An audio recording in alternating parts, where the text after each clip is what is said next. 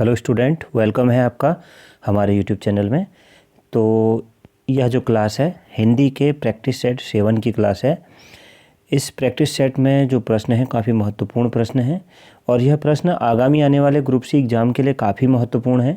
जितने भी group C exam होने वाले हैं, वीडियो, वीपीडीओ, कनिष्ठ सहायक, आबकारी, प्रवर्तन सिपाही, जो भी ग्रुप सी के यूके SSSC द्वारा आयोजित एग्ज़ाम है, सभी के लिए काफ़ी महत्वपूर्ण होंगे। और यह जो प्रैक्टिस सेट है आपको अपनी तैयारी पर रखने में काफ़ी हेल्पफुल होगा।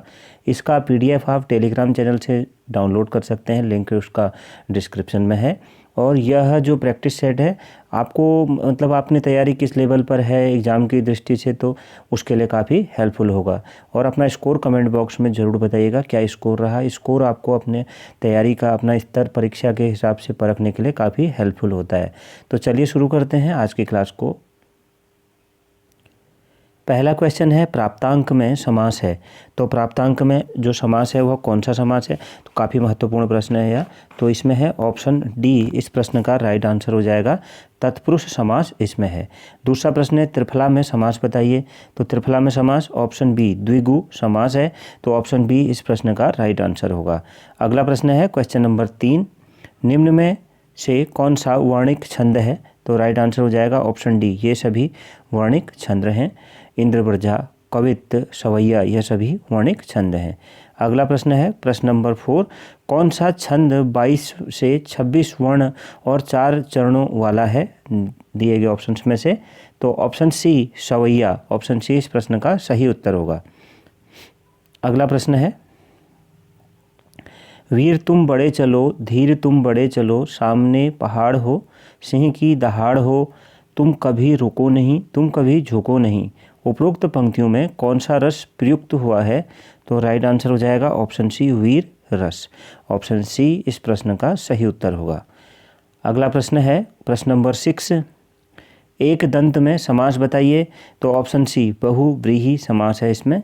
7वां प्रश्न है तत्पुरुष समास में प्रधान होता है क्या। तो राइट आंसर हो जाएगा ऑप्शन ए, दूसरा पद इसमें प्रधान होता है। तो ऑप्शन ए इस प्रश्न का सही उत्तर होगा। अगला प्रश्न है परमेश्वर में समास बताइए। तो परमेश्वर इसमें समास बताइए। तो राइट आंसर हो जाएगा ऑप्शन डी, बहुव्रीहि समास है। अगला प्रश्न है प्रश्न नंबर 9, राजभाषा में समास बताइए। तो राजभाषा में समास ऑप्शन डी, तत्पुरुष समास है। प्रश्न नंबर 10, रुपया पैसा में समास बताइए। तो राइट आंसर ऑप्शन बी, द्वंद्व समास है। ऑप्शन बी इस प्रश्न का सही उत्तर होगा। अगला प्रश्न है क्वेश्चन नंबर 11, स्वर्गवासी में समास बताइए। तो राइट आंसर हो जाएगा ऑप्शन ए, तत्पुरुष समास। अगला प्रश्न देखते हैं। प्रश्न नंबर 12 है अध्ययन में कौन सी संधि है।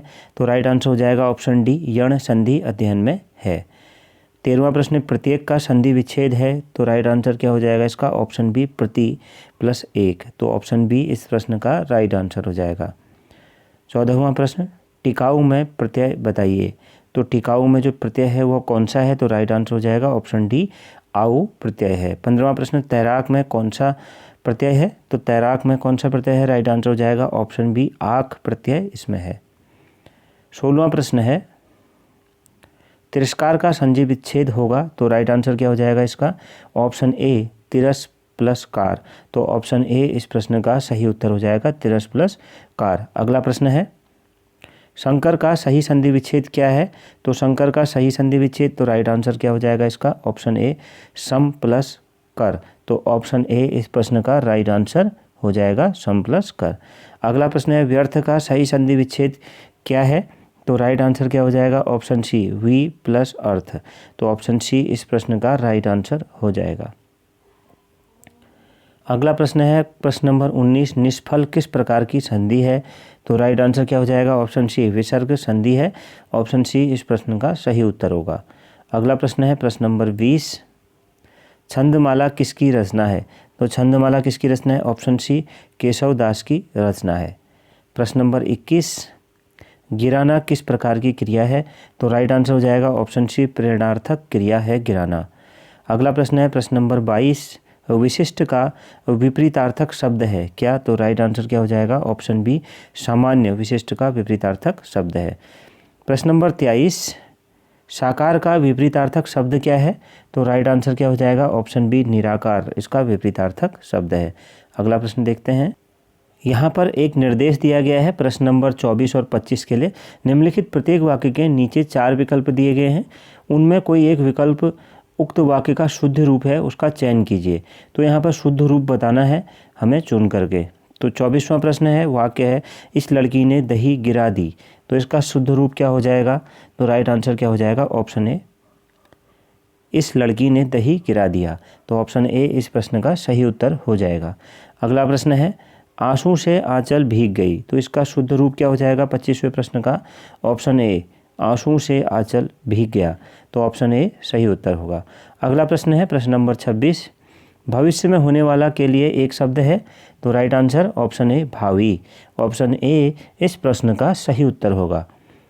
प्रश्न नंबर 27 देखते हैं। प्रश्न नंबर 27 है, निम्नलिखित में से कौन गणेश का पर्यायवाची नहीं है? तो राइट आंसर हो जाएगा option D, Govind. Option D इस प्रश्न का सही उत्तर हो जाएगा। प्रश्न नंबर 28, जब वह गाता है तब सभी शांत रहते हैं। इस वाक्य में जब वह गाता है क्या है? तो राइट आंसर क्या हो जाएगा? ऑप्शन सी, क्रिया विशेषण उपवाक्य। तो ऑप्शन सी इस प्रश्न का सही उत्तर होगा। अगला प्रश्न है प्रश्न नंबर 29, स्वावलंबी होना किस मुहावरे का अर्थ है? तो राइट आंसर क्या होगा इसका 29वें प्रश्न का? ऑप्शन ए, अपने पैरों पर खड़ा होना। तो ऑप्शन ए इस प्रश्न का सही उत्तर हो जाएगा। अगला प्रश्न है प्रश्न नंबर 30, अनु उपसर्ग से निर्मित शब्द है। तो राइट आंसर ऑप्शन बी, अनुस्वार। ऑप्शन बी इस प्रश्न का सही उत्तर होगा। अगला प्रश्न देखते हैं। प्रश्न नंबर 31 है, निम्नलिखित में कौन सा विपरीतार्थक शब्दों का युग्म सही नहीं है? तो राइट आंसर हो जाएगा ऑप्शन डी, अपेक्षा, अनिच्छा। यह सही युग्म सही नहीं है, बाकी तीनों ही युग्म सही हैं। प्रश्न नंबर 32 देखते हैं। प्रश्न नंबर 32 है, जो चित्त के साथ कार्यशील हो के लिए एक शब्द है क्या? तो राइट आंसर क्या हो जाएगा इसका? ऑप्शन ए, दत्त चित्त। तो ऑप्शन ए इस प्रश्न का राइट आंसर होगा। अगला प्रश्न है प्रश्न नंबर 33, निम्नलिखित में से किस शब्द का प्रयोग बहुवचन में नहीं होता है? तो किसका नहीं होता है? ऑप्शन बी, प्रत्येक का प्रयोग बहुवचन में नहीं होता है। अगला प्रश्न है प्रश्न नंबर 34, किस वाक्य में क्रिया वर्तमान काल में है? तो राइट आंसर क्या हो जाएगा यहाँ पर इस प्रश्न का? ऑप्शन बी, मोहन जा रहा है। इसमें क्रिया वर्तमान काल में है। ऑप्शन बी इस प्रश्न का सही उत्तर होगा। प्रश्न नंबर 35, थोड़ा पानी देना। इस वाक्य में थोड़ा कैसा शब्द है? तो राइट आंसर हो जाएगा ऑप्शन बी, विशेषण शब्द है। ऑप्शन बी इस प्रश्न का सही उत्तर होगा। अगला प्रश्न देखते हैं। प्रश्न नंबर 36 है। प्रश्न नंबर 36 है, सरल विशेषण से भाववाचक संज्ञा निर्मित शब्द है। तो राइट आंसर क्या हो जाएगा इसका 36वें प्रश्न का राइट आंसर हो जाएगा ऑप्शन बी, सरलता। अगला प्रश्न है, किसी भाषा के बोलने तथा लिखने के नियमों की व्यवस्थित पद्धति क्या कहलाती है? तो क्या कहलाती है? ऑप्शन बी, व्याकरण कहलाती है। ऑप्शन बी इस प्रश्न का सही उत्तर हो जाएगा। अगला प्रश्न देखते हैं।